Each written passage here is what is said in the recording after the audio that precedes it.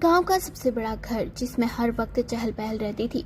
उस घर की मालकिन थी कमला देवी। उस घर में दो बहुएं थी, बड़ी बहू रीमा और छोटी बहू नैना। रीमा कई सालों से घर में थी। मायका बहुत ही संपन्न था, पर संतान का सुख न मिल पाने से वह भीतर ही भीतर असुरक्षा महसूस करती। जब नैना आई तो भोली भाली गरीब घर से, मगर मेहनती और सबका दिल जीतने वाली, तो रीमा के मन में ईर्ष्या और भी गहरी हो गई। शादी के कुछ महीनों बाद ही नैना गर्भवती हो गई। अब तो रीमा के तानों की बौछार और भी बढ़ गई।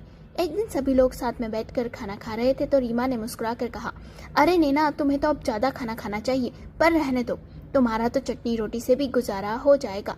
मायके में कहा इतना सब खाने को मिलता होगा। ये सुन नैना के हाथ थम गए और उसकी आंखें भर आई।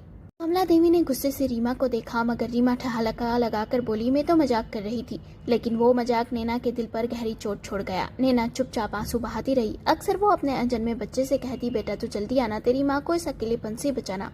रीमा का ताना सुनकर रिश्तेदारों के सामने भी नैना चुप रहती, लेकिन भीतर ही भीतर टूटती जा रही थी। रीमा के ताने दिन पे दिन बढ़ते जा रहे थे। दिन बीते और एक दिन नैना को प्रसव पीड़ा हुई। घर में अफरा तफरी मच गई। सास समझ गई थी कि नैना की इस हालत की जिम्मेदार रीमा है। सबकी जुबान पर एक ही दुआ थी। सुबह होते ही नन्ही किलकारी गूंज उठी। नैना ने बेटे को जन्म दिया। कमला देवी की आंखों से खुशी के आंसू बह निकले।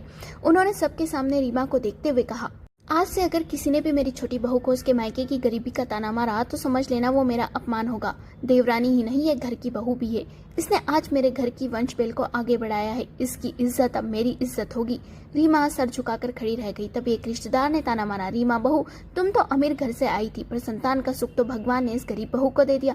ये सुनकर रीमा का चेहरा सफेद पड़ गया। उसे समझ आया कि जिस गरीबी को पर वह रोज ताने कसती थी, उसी घर से आई बहू ने उसकी सबसे बड़ी कमी को पूरा कर दिया।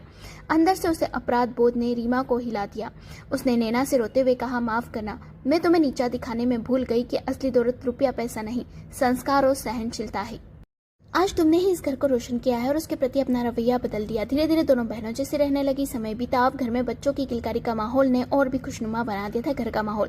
नैना अपने बेटे की देखभाल में व्यस्त रहती और रीमा भी उसमें हाथ बटाने लगी। फिर एक दिन ऐसा हुआ जिसकी उम्मीद किसी को नहीं थी।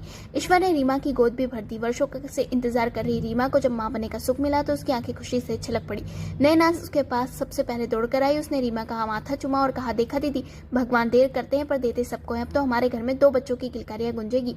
रीमा रोते हुए बोली, आज समझ आया नैना, गरीबी या अमीरी नहीं, माँ बनने का सुख ही औरत की सबसे बड़ी पूंजी है और सबसे बड़ी दौलत है संस्कार, जो रिश्तों को जोड़े रखते हैं। मैंने तुम्हें बहुत सताया पर तुमने कभी पलटकर जवाब नहीं दिया। ये तुम्हारे धैर्य की जीत है। कमला देवी ने दोनों बहू को गले से लगाया और बोली, अब ये घर सचमुच पूरा हो गया। अब किसी को किसी की कमी नहीं लगेगी। गरीबी कभी शर्म की बात नहीं होती।